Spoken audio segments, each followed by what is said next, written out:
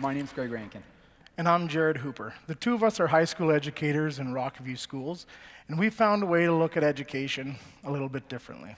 And I should start out by saying that both of us truly believe in public education. If you walk into any school in Alberta, I guarantee you that you're going to see amazing educators working with kids to lead them to success. But if you ask any one of those educators about school working for all students, they'd say the same thing. It doesn't. Some students have a hard time with high-stake exams, curriculum, content, maybe the way it's delivered.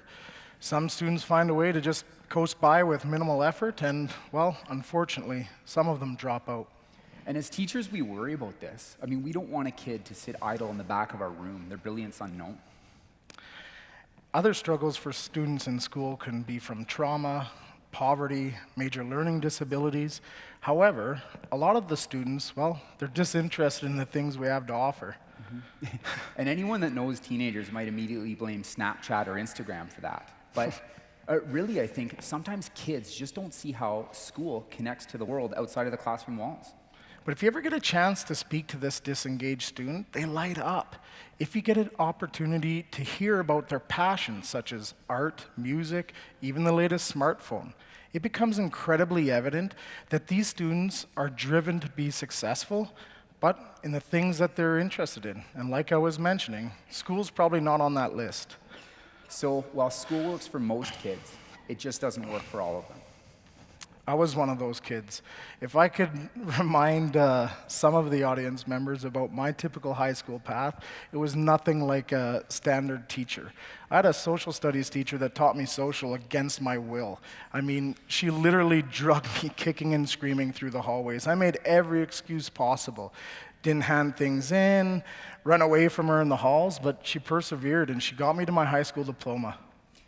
And I probably had a more typical high school experience as someone who went on to become a teacher.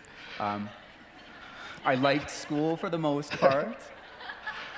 Not math so much, but everything else, yeah. So as you've heard, Greg and I have taken very different paths to becoming educators. And it was in 2011 when those paths intersected. Now, between me picking up Greg for work because we carpooled and him complaining about the coffee that I had bought him, we started to have this kind of a conversation, and this reoccurring question kept coming up. How could we do education a little bit differently? So out of high school, I became a licensed mechanic, and early on in that career, I realized that every job I started, I had to finish in order for myself to find success. And this was something that Greg and I both noticed that our students were maybe unable or unwilling to do. Mm-hmm. And this notion of not being able to finish something really led us to our idea. I want you to imagine that your home only had 60% of the drywall up. Would that be a pass? Or if 90% of your roof didn't leak, would you give the home builder an A? It was these discussions that led us to what we needed to do. We needed to teach our students how to become better learners, so we thought we better show them what hard work looks like. And that's when Greg and I decided to build 2 houses. Building Futures is a program that takes a class of grade 10 students of varying socioeconomic backgrounds and academic abilities and has them build 2 homes from the ground up, the whole time doing their entire grade 10 curriculum.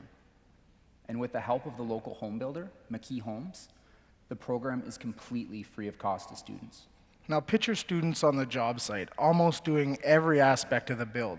They pour the concrete for the foundation. They frame the walls. They install the windows. They put in all the mechanical systems. They even have an opportunity to work with the interior design. This notion of working with the interior design is truly what led us to thinking that these students could do anything. Absolutely. Now, parts of their schooling is going to be done really in a typical manner. I mean, social studies or math, often you have to sit in a classroom. As an English teacher, I know you cannot teach Shakespeare while holding a hammer. But it would help with classroom management, I am sure. But when appropriate, we wanted to bring that real-world hands-on learning into the class. So if Jarett was teaching about measuring volume in math, we wanted to watch the excavator dig out the foundation of the home to sort of show the kids what was really happening. And because the students were removed from the high school, they weren't strapped to that typical bell schedule. And with that being said, they become self-directed. They became very understanding that time management was a little bit more important. And this release from the bell schedule worked really well for the teachers as well. I mean, we were able to kind of create interesting and creative projects that we might not have been able to do at the typical home. We invited reporters in to help us publish a magazine. And when those reporters came into the classroom, the learning became real. And because the learning was real, the students built numeracy, literacy, and problem-solving skills. But what's really important to remember is that it's not about the house. The kids don't become carpenters or electricians or realtors the moment they're done. The house is just the vehicle in which engages the kids. And because sometimes people confuse this with a trade school, I want to say it again. It's not about the house. But you need to be building something, and something real. And this is where Greg and I disagree a little bit. Although the vehicle may not have to be a house, ours was a house. And that house is what brought students to school each and every day and willing to put in their full effort. So without the house, they wouldn't have anything real to build. But had we done something else, like try to restore old cars or operate a farm, I think we would have had similar results. Possibly, but we didn't. We built a house, and that house was big enough and with enough moving parts that it allowed everyone to feel like we were being challenged. So, if your vehicle isn't a house, it definitely needs to be big enough or complex enough in order for all the students to buy in. So I think you're telling one that you agree with me. Oh, words you'll never hear from me. Yeah. So whatever you do, you need to build something. And as you can tell, Greg and I don't always agree. But from the start, we did agree on one thing, and that was this. It wasn't about being right. It was about using our unique perspectives and experiences to make sure that we built something that worked for all of our students. So when people ask me why Building Futures seems to work for students, the answer is simple. It's about student engagement. The kids show up each day and they're excited to do challenging tasks and engage in interesting work. And that's really why I stand by the notion it's not about the house. Right. Although I do really, truly believe that the students are more engaged, for me, the success of Building Futures really stems from the community involvement. And the house is at the center of it all. It brings tradespeople and teachers, principals and proprietors. It brings students, parents, and experts all to the same place. And that place was our classroom. And that's where the student learning was really enhanced. And there's no doubt that the community engaged the kids. I mean, I can think of one student when he was in grade 9 in the regular classroom. I mean, this kid was like a ping pong ball running down our hallways. He was always in trouble for the little stuff, couldn't get his work done, couldn't get to class on time. But when he got to Building Futures, there was a shift. If one of the tradespeople asked him to do something, he was laser focused on that idea. And this work ethic and focus transferred back into the classroom with improved grades, improved writing. At the end of the year, what he was producing was so much better than what he had been able to do in grade 9. Absolutely. And to be honest with you, when these tradespeople and experts came into the class, well, ironically, the kids listened. And they listened because what they were being taught was real. It was about a real job. Well, and the contractors, I mean, they built the kids up as much as they built, the houses. And I think you need people like that in order to make something like this work.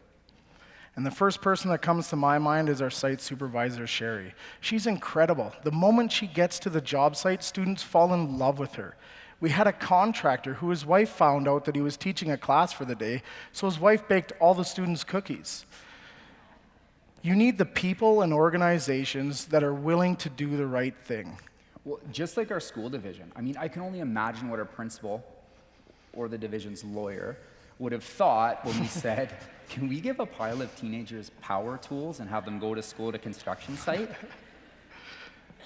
But they found a way to make it happen because they believed in the idea and they worked backwards to make this possible. And I'll tell you, the investment has paid off. The impact this program's had on our students, it's hard to explain. I can remember a grade 10 student that got up in the middle of class, walked out of the garage, which was our classroom. He picks up the phone and he cold calls a business owner in Toronto without Greg and I knowing, just to get help on one of the questions he was dealing with on his project. We had another student who worked for hours and hours on a single physics problem because she was incorrect after the third decimal place. Whether it be putting up the drywall or working on that physics problem, these kids had bought into the notion that they needed to give 100%. And this idea of giving 100%, I mean, this is what Building Futures is all about, empowering students to take control of their learning. The program works because kids are engaged. And the program works because the community support education. And while you can do this in a vehicle other than a house, You need to build something. and something real, where the community and engagement intersect. At the end of the year, when the houses are all done, the students invite the whole community, everyone and anyone in, to see what they've accomplished. This night we call our celebration of learning, and I promise you my explanation will not do it any justice, but I'm going to do my best. As guests show up to the house that's now decorated like a show home with artistically covered walls from all of the students' projects, they may immediately notice that there's a self-portrait of each student, and it's framed and hung on the wall to match the common theme of the show home. And below that, there's a QR code. All the guests in the audience can take out their smartphone, they can scan the QR code, and it links the audience members directly to a personal response that they wrote in English class. The TVs, they display social essays that are professionally produced and recorded, and it's about a social issue that the students had to, research in class. And one of my favorites, there's a hydroponics garden in the garage where the guests can walk by and sample a piece of mint. Now, this hydroponics garden, it was used for science experiments throughout the whole entire year. This night, the students, they're absolutely so proud to show all of the guests all of the hard work they've done. And it's at this moment that we have realized we didn't just build houses, we actually built homes. And you should see the kids standing in these beautiful homes, and they shake the mayor's hand and the superintendent's hand, and they're interviewed by reporters, and the kids just beam. And the community beams too, because at this point, it's theirs as well. And it was after this celebration of learning during one of our early morning drives, Greg and I started to have this discussion about the success of Building Futures. And we both came to the same realization. In order for Building Futures to have continued success, somebody needs to take this idea, and they need to create or build something that works for their students. We've had pre-service teachers from university programs. We've had high school educators from inside and outside our school division do just that. So we think that the philosophy behind Building Futures can work in other contexts because the idea is pretty simple. Find a friend, find a community partner, and build something. Something real and something you believe in. Thank you.